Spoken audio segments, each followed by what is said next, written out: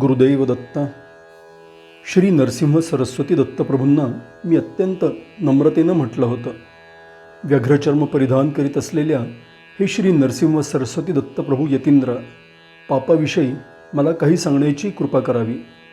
त्यावर असीम करुणेनं ते उत्तरले होते. जे कृत्य करताना तुझं मन खात असतं त्यालाच पापकृत्य समज.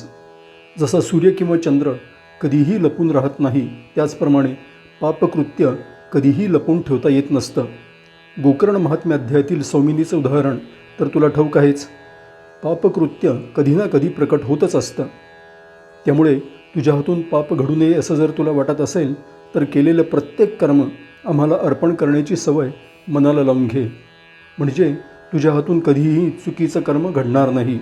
हे ऐकल्यानंतर सद्गतीत कंठानं भरल्या डोळ्यांनी मी त्यांच्या परमपावन श्री चरणांवर माझं मस्तक कायमचं ठेवलं. गुरुदैव दत्त.